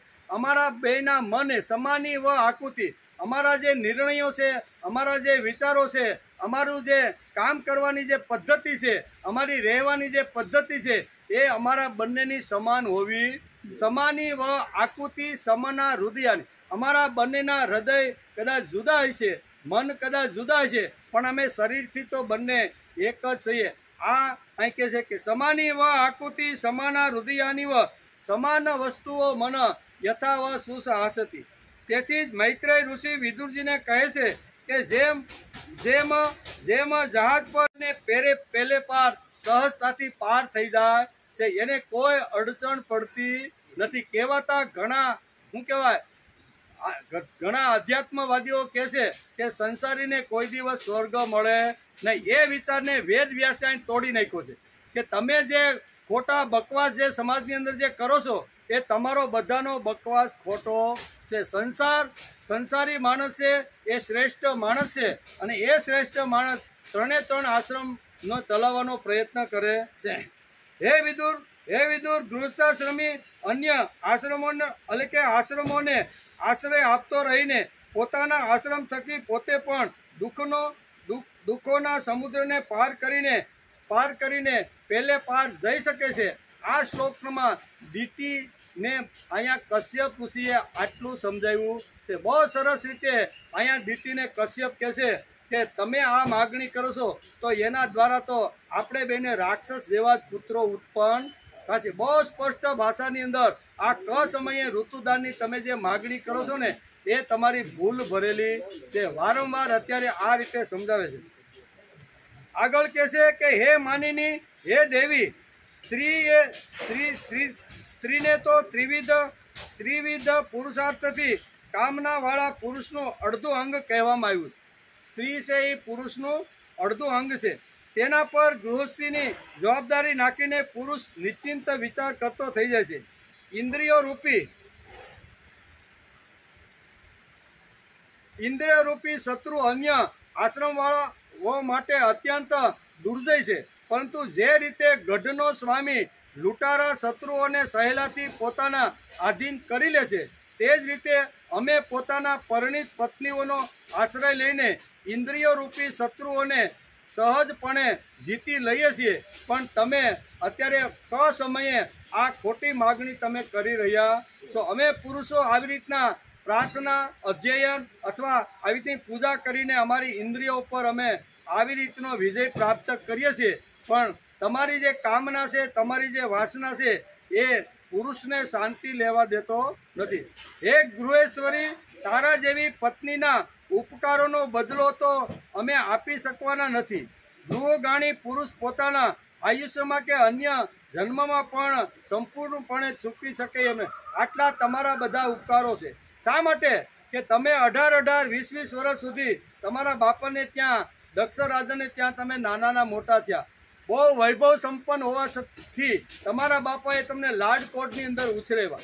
હસતી રમતી કિલોલ કરતી આંગણામાં ચારે બાજુ દોડતી હતી. એ બધું બંધન તોડી અને તમે અત્યારે મારી સાથેનું બંધન સ્વીકાર્યું છે.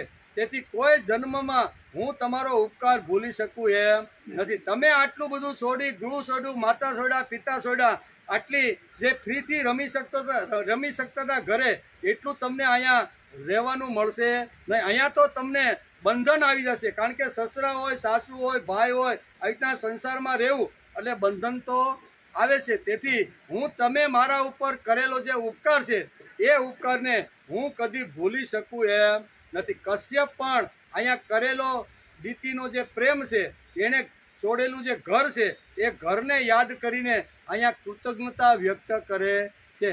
કરેલો પ્રેમ અને કરેલું કામ માણસે ભૂલી જવું જોઈએ નહીં. તેથી અહીં કહે છે, આગળ કહે છે કે હે સાધ્વી, આ સંધ્યાકાળે ભૂતપતિ ભગવાન શંકર પોતાના ભૂત પ્રેતાદિ ગણને સાથે લઈને નંદી ઉપર સવાર થઈને આજુબાજુ વિસરતા હશે, અને એવા સમયે તમે મારી પાસે ઋતુદાનની માગણી કરી છે. એટલે તમે જરી સમજી જાઓ તો સારું છે, બરોબર ને? એમ અત્યારે કહે છે. આગળ કહે છે કે સંસારમાં તેમનું કોઈ પોતાનું જ પરાયું નથી, અને નથી કોઈ તેમનું આદરણીય કે નથી કોઈ નિંદનીય. માયાને ભોગવીને એમણે પગથી લાત મારી ઠુકરાવી દીધી છે. આપણે ભગવાનની આરાધના કરીએ છીએ અને તેમની પાસે માયાની જ માગણી કરીએ છીએ. એ કેટલા દુઃખની વાત છે. વિવેકી મનુષ્ય અવિદ્યાના આવરણને દૂર કરવાની ઈચ્છાથી તેમના નિર્મળ ચરિત્રનું જ્ઞાન કર્યા કરે છે. તેમનાથી અધિક તો શું, તેમના સરખું કોઈ પણ એટલે કે કોઈ પણ જ નથી. તેમના સુધી કેવળ સત્પુરુષો જ પહોંચી શકે છે. આ બધું હોવા છતાં પણ તેઓ સ્વયં પિશાચો જેવું આચરણ કરે છે. અને આવા સમયે તમે આ માગણી કરો છો, તેથી તમારે ત્યાં જે સંતાન થશે ને એ દેવી સંતાન થશે. ને આમ કશ્યપ એને કહે છે કે ક વેળા ક સમયે આવી તમે જે માગણી કરો છો, બરોબર, તો એ તમારી માગણી અત્યારે ભૂલ ભરેલી છે. આમ કશ્યપ એને વારંવાર સમજાવી રહ્યા છે, પણ દિતિ માનવા માટે તૈયાર નથી.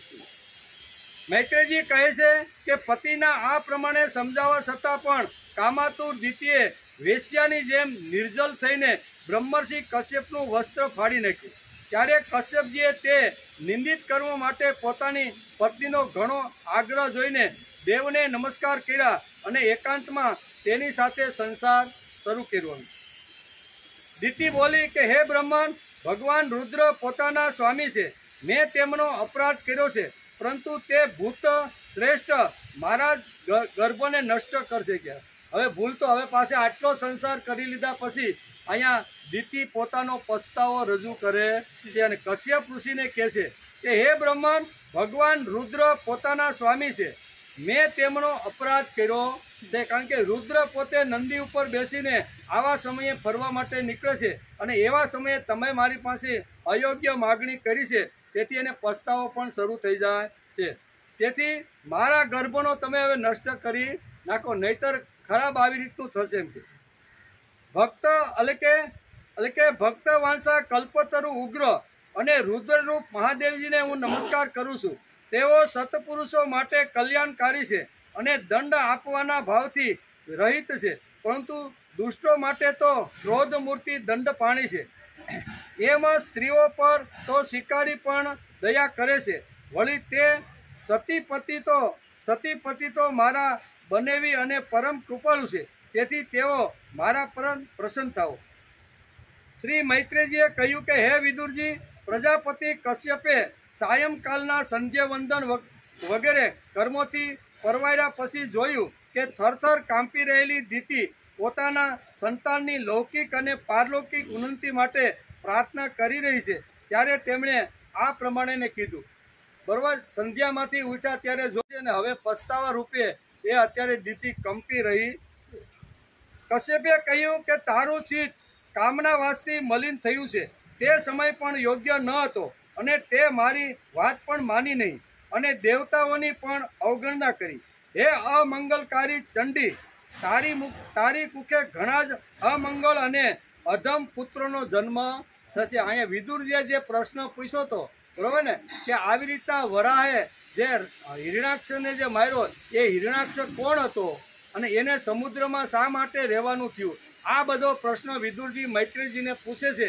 ત્યારે એની કથાની અંદર આટલી બધી વાતો સમજાવતા આગળ અત્યારે અહીંયા કશ્યપ ઋષિ કહે છે કે હે અમંગલકારી ચંડી, તારી મુખે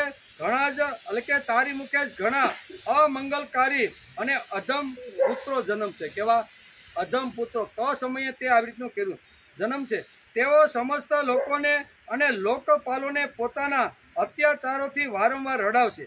જ્યારે તેમના હાથે ઘણા બધા નિરપરાધ અને લાચાર પ્રાણીઓ માર્યા જવા લાગશે, સ્ત્રીઓ પર અત્યાચાર થવા લાગશે અને મહાત્માઓને ક્ષુબ્ધ કરવા રહેવામાં આવશે, ત્યારે સમસ્ત લોકોનું રક્ષણ કરનાર શ્રી જગદીશ્વર કોપિત થઈને અવતાર લેશે, અને જેમ ઇન્દ્ર પર્વતનું દમન કરે છે તે જ રીતે તેમનો વધ કરી નાખશે. આવા તારા પુત્રો થશે, ન કરવાના કામો બધા સમાજમાં કરીને હાહાકાર મચાવી દેશે, ત્યારે ભગવાન આવી અને અવતાર લેશે. દિતિએ કહ્યું કે હે પ્રભુ, હું પણ એવું જ ઈચ્છું છું કે જો મારા પુત્રનો વધ થાય તો તે સાક્ષાત ચક્રપાણી ભગવાનના હાથે જ થવો જોઈએ. શું કે છે? મારો વધ જો થાય તો ચક્રપાણી ભગવાનના હાથે જ થવો જોઈએ. કોપિત બ્રાહ્મણોના શાપ વગેરેથી નહીં. કોઈ બ્રાહ્મણ આવી રીતના અધપતન મારો પુત્ર કાર્ય કરે અને કોઈ બ્રાહ્મણ આવી રીતનો ઋષિ શ્રાપ આપી દે તો એ શ્રાપથી મારા દીકરાનો આવી રીતનો વધ ન થાય, પણ ભગવાન શ્રી કૃષ્ણ ચક્રપાણી છે, એના હાથે મારા પુત્રનો વધ થાય એવું તમે મને વરદાન એક આપી દો. ભૂલ તો થઈ ગઈ છે, પણ હવે તમારી પાસે બે હાથ જોડીને હું આટલું વરદાન તમારી પાસે માગું છું. એમ દિતિ અત્યારે અહીંયા કશ્યપ ઋષિને કહે છે. કશ્યપ ઋષિએ કહ્યું કે હે દેવી, તે પોતાના કરેલા કર્મ પર શોક અને પશ્ચાતાપ પ્રગટ કર્યો છે.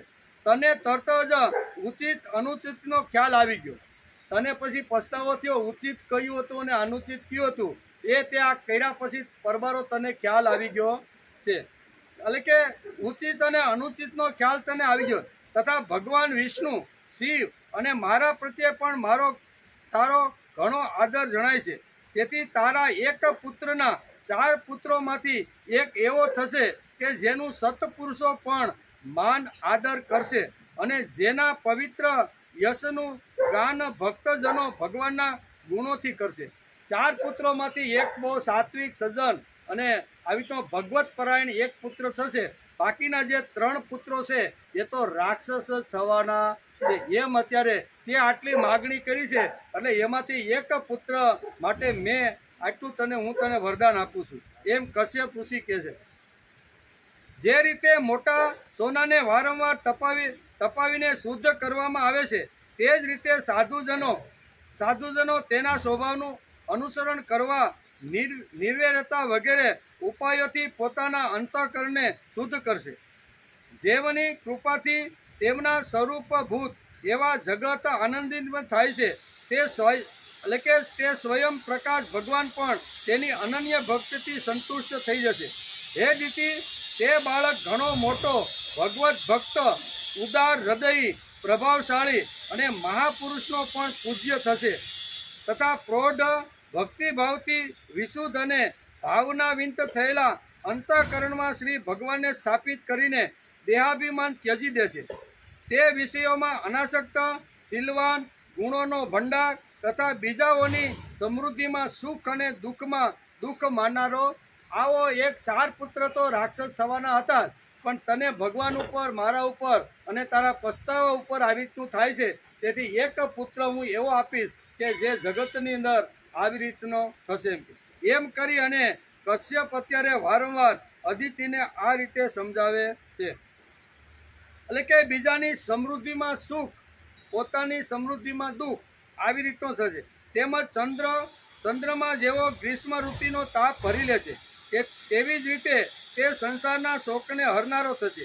જેવો આ સંસારની અંદર બહાર બધી બાજુએ વિરાજમાન છે, જેઓ પોતાના ભક્તોની ઈચ્છા પ્રમાણે અવારનવાર મંગળ વિગ્રહ પ્રગટ કરે છે અને જેઓ લક્ષ્મી રૂપી લાવણ્ય મૂર્તિ લલનાની પણ શોભા ધરાવનાર છે, તથા જેમનું મુખમંડળ ઝગમગતા કુંડળોથી શોભી રહ્યું છે, તે પરમ પવિત્ર કમલનયન શ્રી હરિના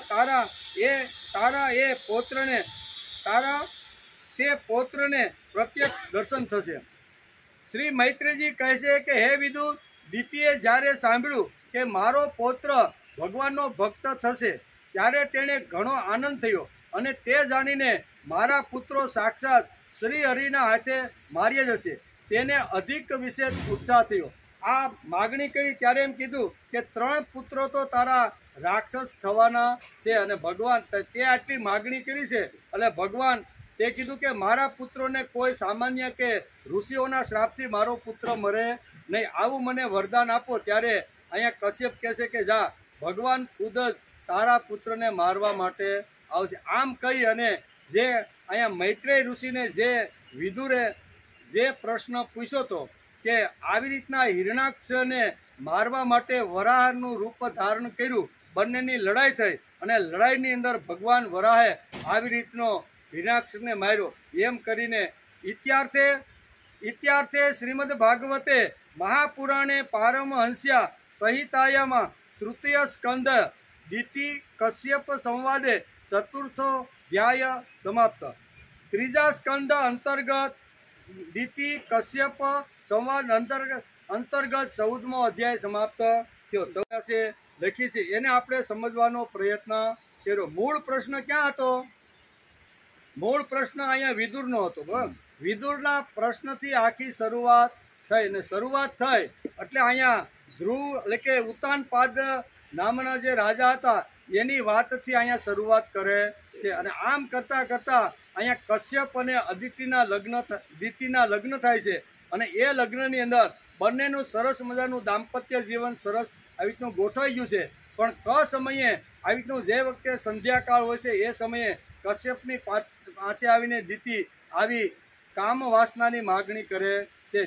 દિતિને સમજાવવાનો કશ્યપ ઋષિએ ઘણો બધો પ્રયત્ન કર્યો। ઘણા બધા શ્લોકોની અંદર અહીંયા વેદવ્યાસ લખે છે અને કશ્યપે દિતિને સમજાવવાનો પ્રયત્ન કર્યો છે કે અત્યારે આપણે ગૃહસ્થાશ્રમ લઈને બેઠા છીએ, સંસારી માણસો છીએ, આપણું ઉત્તમ અત્યારે દાંપત્ય યુવાની છે, બરોબર ને? પણ એનો અર્થ એવો નથી કે ગમે ત્યારે ગમે રીતની કામ વાસના પ્રગટ થાય અને માણસે આવી રીતનું, તો તેના માટે કંઈક શાસ્ત્રકારોએ નીતિ નિયમો રાખ્યા છે। તું ક વેળાએ આવી રીતની જો માગણી કરે છે તો તારા પેટે કોઈ સારો સંત જેવો મહાપુરુષ જેવો કે ભગવાન જેવો દીકરો જન્મશે નહીં। તું આ બધું છોડી દે।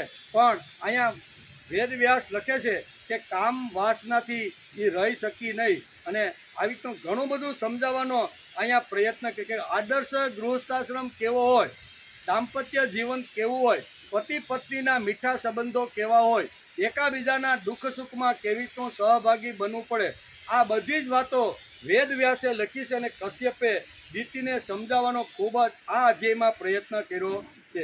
એમણે સમજાવવાનો ઘણો બધો પ્રયત્ન કર્યો। ગૃહસ્થાશ્રમમાં પોતાની એફિશિયન્સી નિપુણતા છે તે ભગવાનના ચરણે ધરવી જોઈએ, આવું પણ કશ્યપને વારંવાર સમજાવે છે કે ભગવાને આપણને બધાને અલગ અલગ પ્રકારની નિપુણતા કલાઓ આપે છે। એ બધી જે કલાઓ છે એ નિસ્વાર્થ ભાવે ભગવાનના ચરણે ગૃહસ્થીઓએ પોતાની કલાને ભગવાનના ચરણે ધરવી જોઈએ। ભગવાનના ચરણે આપણી એફિશિયન્સી ધરવી એટલે શું કરવાનું? તો માનો કે આપણે બધા ખેડૂત છીએ, સમજવા માટે કાંઈ વેદવ્યાસે લખ્યું છે કે આ એફિશિયન્સી નિપુણતા શબ્દ વાપર્યો છે વેદવ્યાસે કે માણસની અંદર રહેલી ગૃહસ્થીઓની પાસે રહેલી જે નિપુણતા છે એ નિપુણતા ભગવાનના ચરણે ધરી અને માણસ આધ્યાત્મિક બનીને ભગવાન સુધી પહોંચી શકે છે। નહીતર ઘણીવાર આપણે એમ થાય આપણે પાણી વાળતા હોય, એક પૈસો ઊંચો એક નીચો ગારાથી ખરડાયેલા હોય, હવે આપણે ક્યાં ભગવાન મળે છે? કો હાંકતા હોય ને એમાં વળી નાકું વાળવા જવાનું। હવે આપણે ઘણીવાર આવી નિંદનતા નાનપણ લાગે, આ કામ અમારું નથી, આ તો સંન્યાસી મહારાજ છે જેને ઘર છોડી દીધું છે, મંદિરમાં આરતી પૂજા કરે છે, એ જ આ આધ્યાત્મને ભક્તિ કરી શકે, અમારા જેવાનું કામ નથી। ઘણીવાર આપણા જીવનની અંદર આવા વિચારો આવી રીતના હોય છે। તો એ વખતે વેદવ્યાસ બહુ સારી રીતે આપને સમજાવે છે કે આવી નાનપ રાખવાની તમારે કોઈ જરૂર નથી। આખી દુનિયાનો આધાર ખેડૂત છે। આખી દુનિયા જ્યારે અનાજ પકાવે છે ત્યારે એના આધારે આખી દુનિયા તાગડ ધીંગા કરતી રહેલી છે। પકવવાનું કામ તો મુખ્ય ખેડૂતનું છે। આમ કરીને તમારી પાસે જે નિપુણતા છે એ જેમ તમારા ભોગ માટે તમારા છોકરાઓના લગ્ન થાય એટલા માટે ઉપજ આવે અને એમાંથી જે પૈસા આવે એના માટે અમે વિહાર કરીએ, આ તો તમારે કરવાનું જ છે। પણ એની સાથે સાથે ભગવાને તમને જે નિપુણતા આપી છે, તમને જે આવી આવડત આપી છે, તમારી આવી રીતની જે કલા આપી છે, એ કલા જેમ તમારા ખેતરમાં, તમારી વાડીમાં, તમારા સંસારમાં જેમ વાપરો છો એમ નિસ્વાર્થ ભાવે તમારે પણ તમારી કલા, તમારી નિપુણતા ભગવાનના ચરણે ધરવી જોઈએ। ભગવાનના ચરણે ધરવી એટલે શું કરવાનું? તો ભગવાનના ચરણે ધરવા માટે જાય ત્યારે ભગવાન તો કહે છે કે ભાઈ આ તો મેં જ બનાવેલું છે। 4 મહિના પહેલાં 4 દાણા ખેતરમાં ત્યાં નાખ્યા હતા અને અત્યારે કારતક મહિનાની અંદર 4 દાણામાંથી 4000 દાણા બનાવડો તો હું પોતે જ છું। એમાં તું આ લોથો લઈને મારી પાસે આવ્યો હું એમ? ઘણીવાર ભગવાન આવો પ્રત્યુત્તર અંદરથી મંદિરમાંથી આપને આવે ત્યારે આપણે કહીએ કે ભગવાન અમારી પાસે જે કાંઈ મહેનત કરવાની, પુરુષાર્થ કરવાની, પરસેવો પાડવાની જે કાંઈ અક્કલ, હોશિયારી કે કલા હતી એ 4 મહિના સુધી અમે વાપરીએ। ત્યારે ભગવાન કહે છે કે એ વાપરી જે છે એ તો તારા છોકરાના વ્યવહાર કરવા માટે, લગ્ન કરવા માટે કે તારો વ્યવહાર સારો હાલે આ બધું વેચીને એમાંથી જે કાંઈ ધન આવે ને એના સિવાય તે કાંઈ કરશો કે ના ભગવાન, એના સિવાય કાંઈ અમે કરતા નથી. ત્યારે આ ભગવાન એને જવાબ આપે છે કે તને ભગવાને જે કલા આપી, એફિશિયન્સી આપી, જે તને નિપુણતા આપીને, જેમ તારા માટે રોટલો કમાવા માટે જો ખેતરમાં રાત દિવસ જે પ્રયત્ન કરે છે, એ જ તારી જે કળા છે ને એ તારે નિસ્વાર્થ ભાવે તારે વાપરવી જોઈએ. તો ભગવાન શું કરવાનું? તો કે ભગવાન કે 100 વીઘા તારી જમીન તારા ગામમાં છે કે નહીં? તો કે હા. તું ખેડશે કે નહીં? તો કે ખેડું છું. તો એવી રીતે ગામના 100 ખેડૂતો ભેગા સાથે રહી અને 25 વીઘા એવી રીતની જમીન રાખે કે જે જમીનનો માલિક ફક્ત ભગવાન હોય, એનો માલિક બીજો કોઈ નહીં. જેમ આપણે આપણી 100 વીઘા જમીન ખેડતા હોય, એકલો માણસ ખેડી શકે, તો 100 જણા ભેગા થાય તો 25 વીઘા જમીન ખેડીને એમાંથી અનાજ ન ઉત્પન્ન કરી શકે. તો કે આ જે 25 વીઘા તારી જે જમીન છે ને એની અંદર ગામના દરેક ખેડૂતો પોતાની જે એફિશિયન્સી, પોતાની જે કલા છે, પોતાની જે આવડત છે ને એ ખેતીની જે આવડત છે એ આ 25 વીઘામાં વાપરવાની. સમયસર ખેડ કરવાની, સમયસર પાણી આપવાનું, સમયસર વાવવાનું. આંતર જે કાંઈ તમારા ખેતરમાં જે તમે કલા વાપરો છો, તમારી આવડત વાપરો છો, એમ આમાં તમારે કોઈ પણ પ્રકારની અપેક્ષા રાખ્યા વગર તમારે આ કામ કરવાનું. આવું કામ કરો અને એમાંથી એક લક્ષ્મી, મહાલક્ષ્મી ઉત્પન્ન થાય છે. અને એ લક્ષ્મી છે એ ખરી ભગવાનની લક્ષ્મી છે. અને આ લક્ષ્મી જો તમે મને ધરો ને તો એમાં મને આનંદ આવે. આ તો તમારે આવી રીતના એક ડુંડું 4 દાણામાંથી 400 દાણા તો મેં જ બનાવ્યા હતા, બરોબર ને? આવું કે તો એ એફિશિયન્સી એટલે શું? તો આ ભૂલાયેલી હજારો વર્ષ પહેલાની વાત છે. અહીંયા ભાગવતકાર વેદવ્યાસ લખે છે કે માણસે પોતાની એફિશિયન્સી ભગવાનના ચરણે ધરી અને આધ્યાત્મિક કરીને ભક્ત બની જવું જોઈએ. એફિશિયન્સી એટલે કલા. જેમ વેપારી પાસે કલા હોય, બધા વૈજ્ઞાનિકો પાસે કલા હોય, ડૉક્ટર પાસે એની પાસે અલગ અલગ કલા હોય, એમ ખેડૂત પાસે પણ કલા છે. કઈ કલા છે? ખેતરમાં બિયારણ કયું વાવવું, વાવ્યા પછી એની માવજત કેમ કરવી, નિંદામણ ક્યારે કરવું, આંતરખેડ ક્યારે કરવું, પાણીની જરૂરિયાત છે તો ક્યારે આપવું, આ બધું કોણ જાણે છે? આ કાંઈ મુંબઈમાં કે સુરતમાં બેઠેલો જે વર્ષોથી જેણે ખેતી સાથે સંબંધ તોડી નાખ્યો છે એને કાંઈ આ ખબર પડે નહીં. પણ ખેતી કાદવ સાથે જેનો સંબંધ છે, તેની સાથે કાદવની હારે જેનો સંબંધ છે એને જ ખબર પડે કે આમાં કયા સમયે કઈ રીતનું વાવેતર કરવું છે.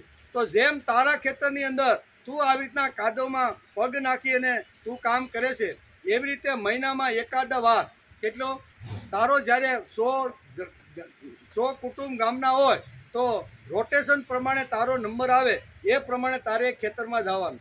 તારે ખેતરમાં જઈ અને આમાંથી જે ઉત્પાદન થાય એ મને મળવાનું નથી, કારણ કે હું માલિક પણ નથી અને મજૂર પણ નથી. પોતાના ખેતરમાં જાય તો એ માલિક થાય અને દાડીએ જાય અને બીજાના ખેતરમાં જાય તો એ મજૂર કહેવાય. અહીંયા હું મજૂર પણ નથી અને માલિક પણ નથી. તો હું તો ભગવાન કે તું પૂજારી છો. કેવો ત્રીજો શબ્દ વાપરો, તું માલિક પણ નથી અને તું આવી રીતનો મજૂર પણ નથી. તું પૂજારી બનીને આ ખેતરની અંદર કામ કરવા માટે આવ્યું. પૂજા કરી અને માણસે ત્યાંથી રવાના થઈ જવું જોઈએ. પૂજા કર્યા પછી મેં તો ભગવાનના ચરણમાં અર્પણ. આવી રીતની ભૂલાયેલી હજારો વર્ષો પહેલાની જે ગીતા છે, વેદ છે, ઉપનિષદની અંદર આ ઋષિઓ અથવા શાસ્ત્રકારો લખીને ગયા છે એ વાતો આજે ભૂલાઈ ગઈ છે. અને ભૂલાયેલી વાતને ફરીથી કોઈ મહાપુરુષ આ જગતમાં આવે, 100 વર્ષ પહેલાં મહાપુરુષ આ જગતમાં આવે અને આવ્યા પછી આખા સમાજનું અથવા મોટા મોટા શાસ્ત્રનો અભ્યાસ કરે અને અભ્યાસ કર્યા પછી એને થાય કે આ બધી વાતો આ શાસ્ત્રોમાં લખેલી છે કે યોગ કર્મસુ કૌશલમ. આ તો ભગવાન હજારો વર્ષો પહેલાં ગીતામાં કહીને ગયા છે. એ ગીતા ખોલે મહાપુરુષ અને ગીતામાં આ સિદ્ધાંત હશે કે યોગ કર્મસુ કૌશલમ, કે તારી અંદર જે નિપુણતા છે, તારી અંદર જે કલા છે એ ભગવાનના ચરણે ધર. આ તારો યોગ છે, આ તારી ભક્તિ છે. આવું મહાપુરુષ જ્યારે વાંચે, ખેડૂતોની સાથે બેસે અને ખેડૂતોને સમજાવે કે ગીતાની અંદર, ઉપનિષદની અંદર, પછી ભાગવતની અંદર આવી રીતના શાસ્ત્રોમાં આ બધી વાતો લખી છે. જેમ તમે તમારું ખેતર ખેડો છો એમ ગામની અંદર 25-30 વીઘાનું એક ખેતર લ્યો અને એમાં આખું ગામ પોતાનો પરસેવો પાડે, પણ પૂજારી તરીકે જાય, બરોબર? નહીં માલિક કે નહીં મજૂર. અને એમાંથી 4 મહિના પછી જે ઉત્પાદન આવે એ કોઈના માલિકનું કે કોઈ એના ઉપર હક જમાવી શકતો નથી, કારણ કે 100 જણા એની અંદર ગયા છે, અવારનવાર જાય છે, અવારનવાર કામ કરે છે, પરસેવો પાડે છે. અને પરસેવો કોના માટે? ભગવાન માટે એક મહાલક્ષ્મી અહીંથી નિર્માણ થાય અને એ લક્ષ્મી જે જરૂરિયાતમંદ ગામની અંદર જે કાંઈ હોય, બરાબર ને, કોઈનો નાનો માણસ હોય અને સમયે એનો બળદ મરી ગયો હોય અને એની વાવણી જો અટકતી હોય તો 5 લોકોએ એની પાસે જઈને કહેવું પડે કે આ ભગવાનના ખેતરમાંથી આવેલો પ્રસાદ છે, એ લક્ષ્મી છે, આ લક્ષ્મીનો તમે સ્વીકાર કરો, બળદ લાવો અને તમારી ખેતી કરો. આ કામ આ હજારો વર્ષ પહેલાં જે ગીતામાં લખી રાખ્યું હતું, ભાગવતમાં લખ્યું હતું, એવું કોઈ પાંડુરંગ શાસ્ત્રી જેવા મહાપુરુષ આ જગતની અંદર આવે અને ફરીથી સમાજને પાછી આ દ્રષ્ટિ પ્રદાન કરે. તેથી અહીંયા ભાગવતકારે જે વાતો લખી છે એ મહાપુરુષો આ રીતે સમાજની અંદર ફક્ત અદપવાળી કે મોટા મોટા મંદિરો કે અલગ કપડાં પહેરીને કોઈ દી ફરતા, આપણા જેવો શું કહેવાય, આપણા જેવો વેશ, આપણા જેવું જીવન, બરોબર, એમ કરી અને શાસ્ત્રોની ઊંડી વાતો છે એ આપણા સુધી લાવવાનો પ્રયત્ન કર્યો છે. તેથી પહેલી વાત લખે છે, શું લખે છે કે ગૃહસ્થાશ્રમમાં પોતાની એફિશિયન્સી, નિપુણતા ભગવાનને ચરણે ધરી અને માણસ ભક્તિ કરી શકે છે. ભગવાનના મંદિરમાં આ લઈ જવાનું, ભગવાનના ચરણે 25 વીઘામાંથી જે ઉત્પાદન આવ્યું એ ભગવાનના ચરણમાં મૂકવાનું અને ભગવાનના ચરણમાં મૂક્યા પછી 2-5 બુદ્ધિમાન સારા ગામની અંદર જે લોકો હોય એને વ્યવસ્થા માટે આ કરવું. આવી રીતના ગામની અંદર કોઈ જરૂરિયાતમંદ હોય, કોઈની સામે લાંબો હાથ કરતો નથી, માગતો નથી, બરોબર ને, બિચારો નથી, બાપડો નથી, પણ લાચારી કરતો નથી, એવા લોકોના ઘરે એવાને જ્યારે જરૂરિયાત હોય ત્યારે આમાંથી એને ભગવાનના પ્રસાદ તરીકે તમે જો આપવા જાશો ને તો લેશે નહીં. કારણ કે મફતનું મારે બીજાનું કોઈનું જોતું નથી, પણ ભગવાનના મંદિરમાંથી પ્રસાદ આવે તો પ્રસાદ તો બધા જ લે. સત્યનારાયણનું પૂજન થાય ને પ્રસાદ જે આવે છે એનો કોઈ અનાદર કરે ખરો? એ ભગવાનની પાસેથી આવેલું છે, તેથી એ મારો શીરો પણ પ્રસાદ બની જાય છે. નહીં તો શીરો તો ઘણીવાર ઘરમાં બનતો જ હોય, શીરો ને ભજીયા બને કે નહીં, એ જ લોટમાંથી બને, એ જ ઘીમાંથી બને, એ જ સ્ટવ હોય, બધું એનું જ હોય, પણ એક પ્રસાદ અને બીજો ભોગ કહેવાય. શું કહેવાય? મહેમાન આવે ને ભજીયા ને શીરો ખવડાવી એ આપણો ભોગ છે, પણ સત્યનારાયણના આજે મારે ઘરે કથા છે અને એના માટે હું શીરો બનાવું છું તો એ શું થઈ જાય છે?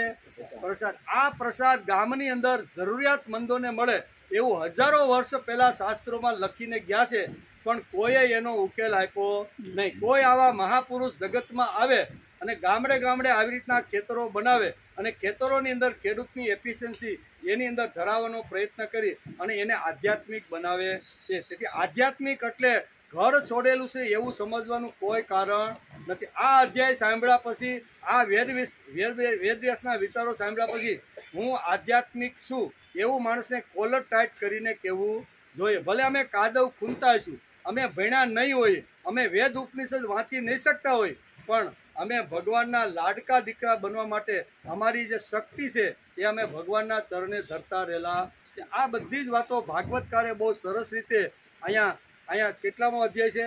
અહીંયા 14મા અધ્યાયમાં સમજાવવાનો ખૂબ જ ગૃહસ્થી કેવો હોવો જોઈએ, ગૃહસ્થાશ્રમ પવિત્ર શા માટે છે એની બધી જ વાતો સમજાવી છે. તેથી આપણે પણ આ